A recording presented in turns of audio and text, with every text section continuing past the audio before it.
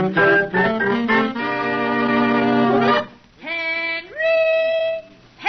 Al-drich. Coming, Mother.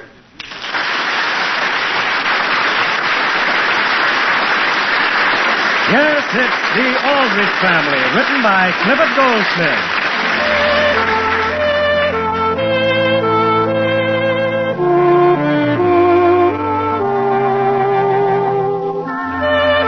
A teenage boy has always scampered across the American scene.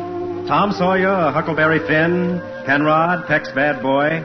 Maybe there's a good reason why. Maybe in a typical American boy like Hen-ree Al-drich, people can see someone they once were or once knew.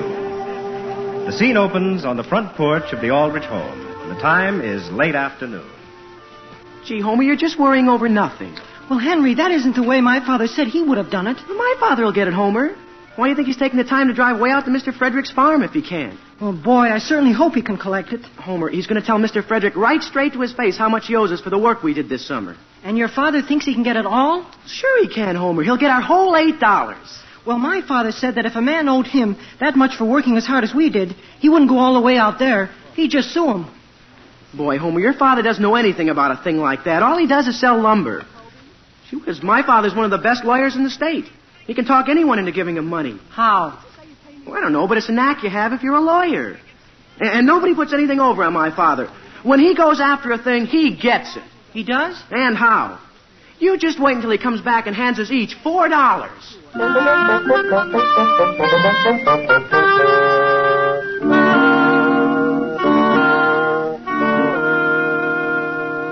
But, Father, didn't I make it clear Mr. Frederick owed us $8? Henry, for the last time, I collected it. In money, Mr. Aldrich? No, Homer, not in money. As I said before, I collected the equivalent. Sam, what do you mean by the equivalent? I mean, Alice, that Mr. Frederick didn't have the cash. So he paid it in corn. In what? Corn, Mrs. Aldrich. Gee, Father, not that we don't appreciate your trying, but what Homer and I had really planned and was, well, you know, money. Gee whiz, Mr. Aldrich. My father said Never mind what your father said, Homer. There's nothing wrong with being paid in corn. It's the ancient principle of barter and exchange. It is? Of course. It's a simple case of applied economics. You boys will learn a great deal from this transaction. It's taught me one thing already. I'm glad to hear it, Homer. The next time I do any work, I'm getting my money in advance. Now, Homer... Sam, how much corn did he give the boys?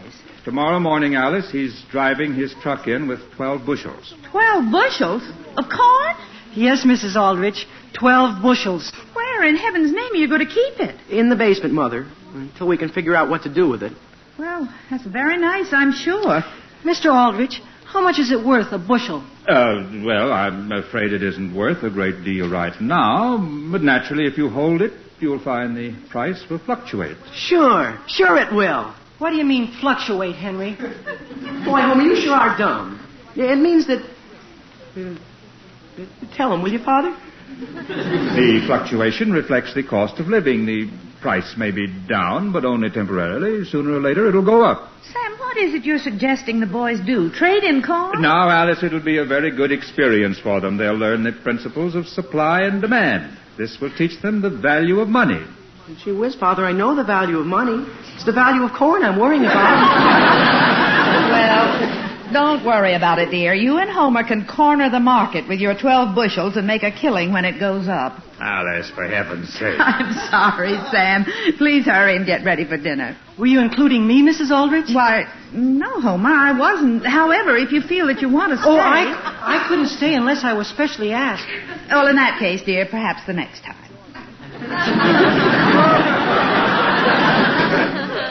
Could you start that over again, Mrs. Aldrich? Come on, Homer, I'll go to the door with you. Well, thanks for your trouble, Mrs. Aldrich. And thank you for your trouble, Mr. Aldrich. No trouble at all. Understand, Henry, I'm not criticizing. Only you should have gotten my father to handle this. Now, listen, is that a slur on my father? Oh, gee whiz, no. The only thing is, I don't know how he makes a living. Homer, 12 bushels of corn or 12 bushels of corn? Well, I can figure that much myself. But when I go up to the dance committee and get 2 tickets for the class dance, what am I going to hand them? 6 bushels of corn? That hasn't even fluctuated yet? You aren't any worse off than I am. I've asked Eleanor Wentworth, haven't I? Boy, I don't know how I'm going to be able to face Betty Newton. Listen, Homer, why don't you see if your mother wouldn't be interested in buying it? The can. The whole 12 bushels? We could quote her a reasonable price. Sure. You want my mother to get us out of a hole that your father got us into. Homer, we aren't in any hole. You just don't realize how valuable that corn is going to be. When? When it fluctuates. When it fluctuates.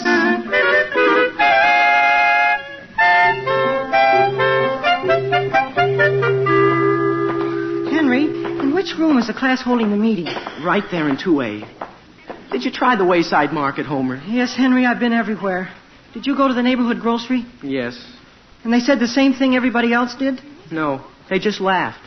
Well, didn't you tell them what your father said about the price? Homer, people who are laughing aren't in the mood to talk business. Boy. I don't know why I want to go to this meeting anyway. All they're going to talk about is the class dance. Did Eleanor Wentworth go in? Sure. And I'll bet the first thing they ask us is, have we bought our tickets? Oh, quiet, Henry. Is the meeting started? No further business. Meeting adjourned. You've all heard the minutes of the last meeting. Are there any announcements? Mr. President, The chair recognizes Toby Wilson. although most of the tickets for the dance a week from this Saturday have been sold, there are still a few guys holding back. Oh, boy. Let's not have any slackers, fellas. Let's make it 100%. I'm going out, Henry. No, Homer, they'll see you. Are there any other announcements? Mr. President, Jimmy Bartlett. Mr. President, I've been a member of this class for a good many years now. And, well, I'd like to ask why the tickets have to cost so much. Mr. President, that's what I say. Well, I think the price of the ticket should fluctuate like the cost of living. Homer, would you mind explaining that? Well, if you don't know, it's not going to do any good to tell you. And it isn't the money I mind, it's the principle. Homer, I believe the price of tickets was fully discussed at the last meeting, and you're out of order. What do you mean I'm out of order? I wasn't even at the last meeting. I think we ought to have more principle all the way around. Homer, be quiet. Order, please. Order. Are there any other announcements? Mr. President, Betty Newton. I make a motion that the chairman of the dance read off the list of those boys who haven't bought their tickets yet. The list will be read at the next meeting. Are there any other announcements? Mr. President, Yes, Henry. I make a motion that we postpone the dance. For how long? For about 4 weeks. All in favor signify by saying aye. Aye. Those opposed? Mr. President, I make a motion that no boy in this class be allowed to bring any girl to the dance that isn't in the class. Mr. President, Yes, Toby? I object. That amounts to no less than confiscation of personal rights. Mr. President, Hen-ree Al-drich. I've been listening with great interest to all the complaints about this dance, and naturally it worries me. I'm not sure, but I think I have a suggestion. We had a good dance last year, and we had a good dance the year before. And I guess if we're all here, we'll have another one next year. Yeah, I certainly hope we will, because I like to dance. But gee, I don't know. Sometimes I start wondering if dancing is everything in life. How about trying something else, just 1 year? The evenings are nice now. They're a little chilly, maybe, but we're going to have a moon, I think. Why waste our time indoors, just dancing? Well, what do you suggest? Why, a sort of corn roast. A what? I make a motion that this class show a little originality and initiative and have a corn roast. I second the motion. Order, please. Order. Mr. President, I never heard of anything so ridiculous. All I can say is, who wants a corn roast? I do. Mr. President. Wait a minute, Hen-ree Al-drich. I'm not through dancing yet. Talking. The only trouble with having a corn roast is, where are you going to get the corn? It's hard to find this time of year. But if we have enough initiative and originality to want a corn roast, then I'm willing to personally guarantee that I will find the corn. Somehow. I second that motion, too. What motion, Homer? What? There wasn't any motion. Well, then I make one. Oh, sit down. Now, wait a minute. Where are your principles? Homer, shut up. There has been a motion that instead of a dance, we show little originality and initiative by holding a corn roast.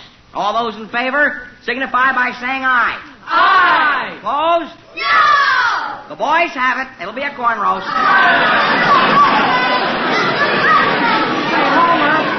Homer, tell Hen-ree Al-drich somebody wants him outside. I'm wanted outside? Somebody wants you out in the main office. Hey, come on, Homer, I'm wanted. Mr. President, does this mean we will or will not have punch also? Gee, Henry, did you steamroller that? Homer, it just happens that I did it for the sake of the class. You did? Sure. I really think a corn roast is a better idea than a dance. And if it happens that we have the corn they need, we'll let them have it. Just what they need, no more and no less. Well, how much do you think they'll need, Hen? About 12 bushels. Henry, I wonder who wants you in the front office. Hen-ree Al-drich. Where did you come from, Eleanor? I just followed you out of the class meeting, and I want to tell you that every girl in there is so mad at you, they're never going to speak to you again. They're all mad at me? My goodness, Henry. You even invited me to go to the class dance with you. Well, sure, Eleanor, but let me explain. Henry, I even bought a dress for the dance, a brand new taffeta dress. Well, look here, what's Won't I look nice eating corn on the cob in taffeta? Yeah, but gee whiz, Eleanor, all we did was substitute a corn roast for the dance. And you can just substitute another girl. Goodbye. Eleanor, wait. Oh, no, I won't. Eleanor, wait. Wait. Homer Brown. Oh, boy. Come on, Henry. Here comes Betty. You wait for me, Homer Brown. Oh, did you want to speak to me? Yes, I do. Do you realize I can't eat sweet corn? Why not? Because I got this brace on my teeth. And I've got to wear it for 3 more months. Gee whiz, Betty, you're too self-conscious about it. That's right. It's not the least bit noticeable. Unless you smile. Don't be... But gee whiz, Betty. Hen-ree Al-drich. Oh, boy, who's that? It's your sister, Henry. Mary? What's she doing here in school? Oh, has she got a complaint, too? Henry, I've been waiting for you in the main office. Here, you left this morning without your lunchbox. Oh, well, thanks very much. And, Henry, when you come home from school this afternoon, you're to stop at the store and see if you can get 12 ears of fresh-picked corn. Corn? Yes. We've got corn. Gee whiz, 12 bushels came this morning before I left the house. But Mother says we can't eat that, Henry. My goodness, how could we eat it? Why couldn't we? It's horse corn. It's what corn? Horse. Horse? Horse? Does that mean we can't have the corn roast? Homer, that means if anything is going to be roasted, it'll be us.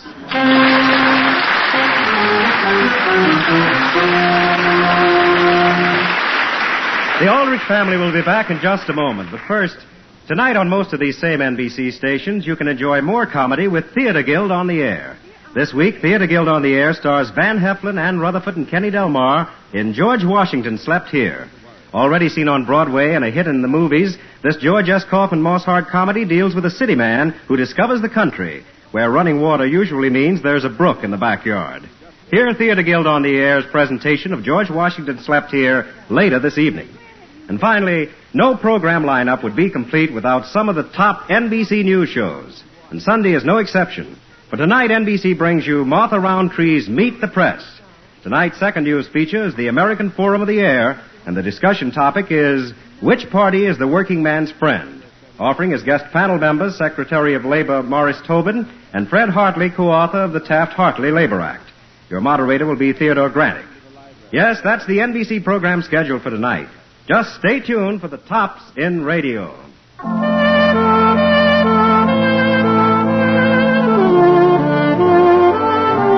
And now, getting back to the troubles of Hen-ree Al-drich. Well, Henry and Homer have talked the junior class into holding a corn roast instead of a dance in order to sell their 12 bushels of corn. While congratulating themselves on their success, they learned that they have in their possession not sweet corn, but horse corn. The scene opens that afternoon in the Aldrich basement. Understand, Henry, I'm not criticizing your father, but don't you think he should have known this was horse corn? Why should he have? After all, my father's a lawyer, not a farmer. To him, corn is corn. Well, listen, Henry, I've been thinking.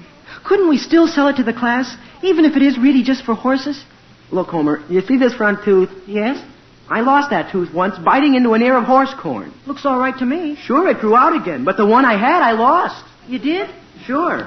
And you want us to be responsible for the whole class losing their front teeth? Well, couldn't we soak it in butter and soften it up a little? And not serve it until after dark? No, Homer.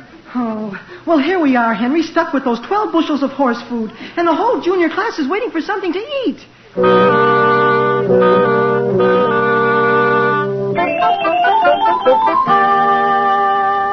Mother, please finish. Eleanor, I don't want to hear another word about the class dance. Mother, it isn't to be a dance. It's to be a corn roast. And Hen-ree Al-drich expects me to go with him. But you're not going out and buy clothes just for a corn roast.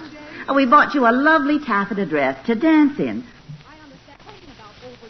Oh, why aren't you having the dance? Hen-ree thought it would be much more original for us not to have one. Well, you have plenty of clothes that are good enough to eat corn in. But nothing that Hen-ree hasn't seen me in before. And this is going to be a very original occasion. Dear, you can't expect me to buy you a dress for every single occasion. It's silly, Eleanor. But, Mother, I'll economize. I'll get something that I can wear to corn roasts and weenie roasts. Oh, Mother, if I don't get a new dress, I'll just die. I know it. Well, I'd have a hard time explaining that to your father. Oh, I'll die. All right. Mother. Can you meet me at the Emporium tomorrow? Oh, yes, Mother, and thank you. I saw just the thing down there I have in mind. Sit right where you are, Mother. I'll answer the phone for you. Hello? Hello, is this Eleanor? Yes? This is Biddy. I just had a great idea. What about? Well, you know that corn roast we're having? Yes. Well, my uncle has a cabin down by the lake, and I asked him whether the whole class could meet there. And what do you think, Eleanor? What? He said he'd be very glad to let us have it, and he's sending 2 men out there to get the whole thing cleaned up for us. Really? Yes. I think it's a very original idea, don't you? Yes.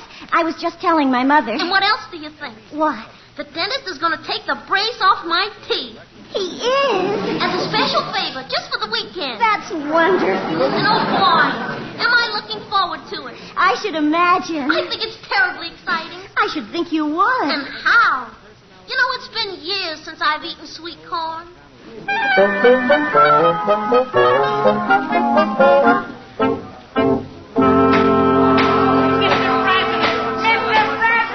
Quiet, please. Quiet. Why can't we have an orderly class meeting for a change? Gee, Henry, everything's going swell. They haven't even mentioned the corn roast. Quiet, Homer. I think they've forgotten they voted on it. Quiet, please. Quiet. The next item on the agenda is a report on the corn roast. Where is Hen-ree Al-drich? Oh, boy, Homer. There he is, Mr. President. Is that Al-drich back in the corner? Yes, Mr. President. Will you make a report? Well, I'd like to say a few words on that subject. It has come to my attention that some of the people around here are a little upset by the corn situation. We've always been pretty proud of the harmony in the class, and I think it would be a great mistake if we let an innocent suggestion by me about having a corn roast split us wide open. After all, we have our annual whatchamacallits to have a good time. And for that reason, I think it's foolish to go ahead willy-nilly with a corn roast. I second the motion. No motion has been made yet, Homer. Then I second it when it's made. Oh, you're out of order. Is that so? Well, just as a matter of principle, I'd like to know... Sit down, Homer. If you're opposed to a corn roast, Henry, what do you suggest in its place? A dance. Mr. President, we girls have a right to know where we stand around here. After getting us worked up to the point where we want corn, you're going to make us dance? Don't misunderstand me, Betty. I think we ought to have a dance and corn. Only work them together so that everybody will be satisfied and there won't be any hard feelings. How? Well, why couldn't we show a little originality and initiative and have sort of a barn dance? You know what I mean? Only not a plain, ordinary barn dance. This would be different. The decorating. Nothing but ears of corn. Mr. President, I second that motion. Mr. President, may I ask why we can't have corn to eat instead of just corn for decorations? Because along this time of the year, Toby, you take horse corn, for instance. It's very colorful and nice to look at. While sweet corn is liable to be tough. You don't want to lose a tooth when you're out on a social event, do you? I can take care of my teeth. But I say, why take a chance? After all, we can eat corn any old time. Why get into a rut? I think we ought to be the first class in the history of Central High or any other school that has the originality and initiative to have a plain corn dance. Mr. President, I had the floor first. No, you didn't. Yes, I did. Order, please. The chair recognizes Eleanor Wentworth. Mr. President, I'd like to protest. Just because the majority in this class is composed of boys, that doesn't give the boys any right to change their minds every 10 seconds. We girls have a right to know what's going to happen to us. I demand that a vote be taken. Now, wait a minute, Eleanor. I demand that a vote be taken on our having a simple, informal dance in evening clothes. No! Yes! No! Mr. President! Mr. President! Mr.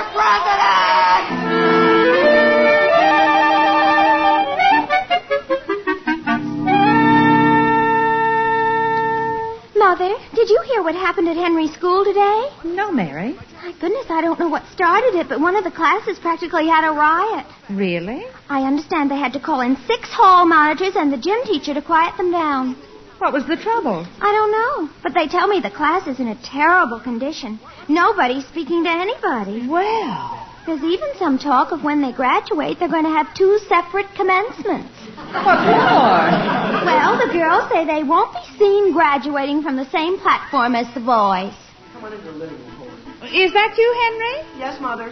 Hello, Mrs. Aldrich. Hi, Mary. Hello, Homer. Hen-ree, how on earth did you get your shirt torn? My shirt? My shirt? Oh, gee whiz. Do you know who I think tore it, Henry? Who? Betty. When did she do that? Right after Natalie White slapped his face. Henry, what did she slap your face for? I took the floor away from her. You what? I took the floor away from her. We had a class meeting. Homer, you better get some mercurochrome for your face. It's all scratched up. That was Madeline Miller. My goodness, she must have long fingernails. Not anymore. Hen-ree, you didn't get into a fight with any of the girls, did you? Gee whiz, no. I was a gentleman through the whole thing. I don't understand what caused the whole thing. Well, we had what you might call a close vote. See, Mother? But we got it through, didn't we, Henry? What did you get through? Oh, just a little motion I made. Listen, Mother, where'd you put the corn? The corn? Sure, my 12 bushels. Oh, it's downstairs in the basement, dear. Oh, no, it isn't, Mrs. Aldrich. Yes, it is, Homer. Mary, we were just down there, and there wasn't even one basket there. Well, I don't understand it. Mother, did you go out at all today? Yes, I did. Did you lock all the doors? All but the back door.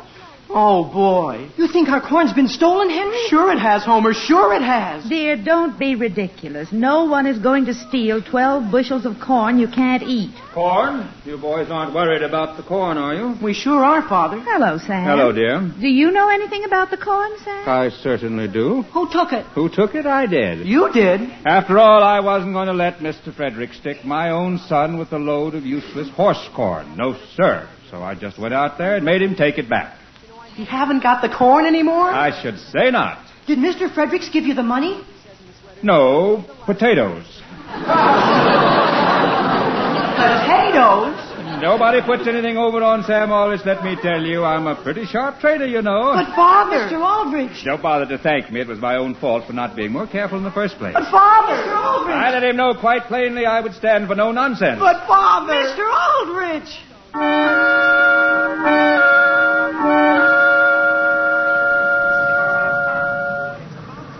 Look, Betty.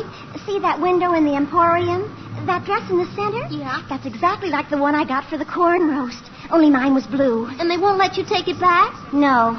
That's why my mother's so mad at our class. Well, look, Betty, I guess you're going on, and this is about as far as I go. Well, I'll see you tomorrow. Goodbye.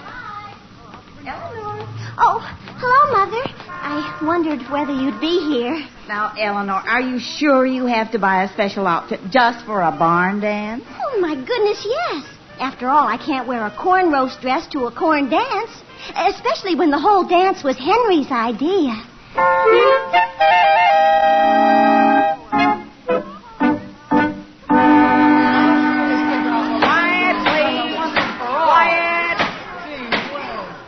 Henry, what are we going to do? Let's just wait and see if something happens. Well, we're still stuck with the potatoes. Homer, relax. Take it easy. My father says that's the trouble. We've been taking it easy when we should have been tough. I'm going to make a motion. What motion? Well, I don't know yet. Mr. President! Homer Brown. I had the floor first. Nobody recognized you. Sit down. Sit down, Homer. As long as there is some doubt about who had the floor first, I think we should recognize the young lady. Thank you, Mr. President. I'm glad to see there's a little chivalry left in this school. Mr. President, this is a matter of principle. Betty Newton has the floor. Thank you. I should like to bring to your attention an article in today's school paper, which is the most sensible thing I've ever read in my life. It's called In These Times.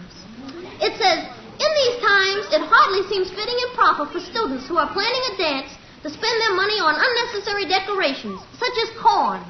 If the junior class really wants to hold a dance that will be long remembered, why don't they give a dance without the decorations and show a little originality and initiative by contributing that money in the form of food, like potatoes? In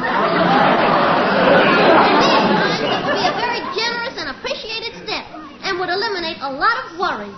Signed, a loyal classmate. Mr. President, why must there be potatoes? Because they're the staff of life. That's bread. Now listen, Toby, the person who wrote that article knew what he was talking about. And we're going to carry out his wishes. Mr. President, I make a motion that this class give a dance. Just a plain, informal dance in evening dress. But without any other decorations. And that we use the proceeds to buy potatoes for people that are worried. Mr. President. Hen-ree Al-drich. I just want to say that since I was the one who first suggested the corn dance, after hearing that article, I'm ashamed of myself. I not only withdraw my suggestion, but I second Betty's motion. Hey, Henry, who wrote that article? What do you think? Oh, gee whiz. Why didn't you tell me? I even put the paper on Betty's desk. Hey, Homer, there's a fellow in the hall that wants to see you. He wants to see me? Who is it? I don't know. Somebody just told me. Come on, Homer, let's get out. We're sitting pretty. I'll say we are. Order! All those in favor of our contributing the dance proceeds to potatoes instead of decorating with corn, please signify. Henry, do you see anyone out here? No. Hello, Homer. Father, what are you doing here? Well, I just went out and had a talk with that farmer who owed you money. You did, Mr. Brown? Yes, sir, and I fixed things. I told him he couldn't unload first horse corn and then old potatoes that were even sprouting. Maybe he could do that to Sam Aldrich, but he couldn't do it to me. You mean you got our money, Father? No, he didn't have any cash. But I made him come across with 25 baskets of spinach. Oh, boy, Homer, not even the poor will take spinach.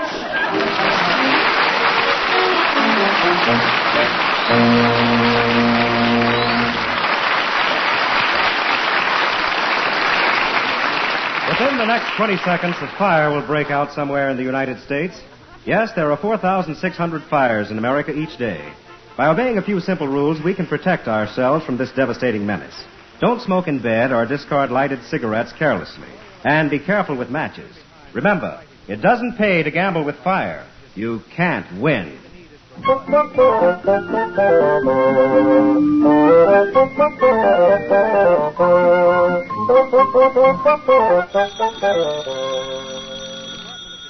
Hello? And just one more thing, Henry. Is this you again, Eleanor? It certainly is, the more I think about it. A spinach dance. A spinach dance. And I have a brand new yellow taffeta. Well, couldn't you go as a slice of egg?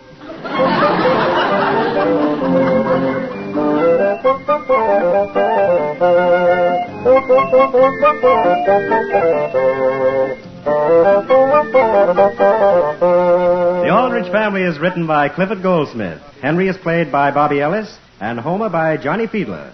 Mr. and Mrs. Aldrich are House Jameson and Catherine Roth. Your announcer is Dick Dudley.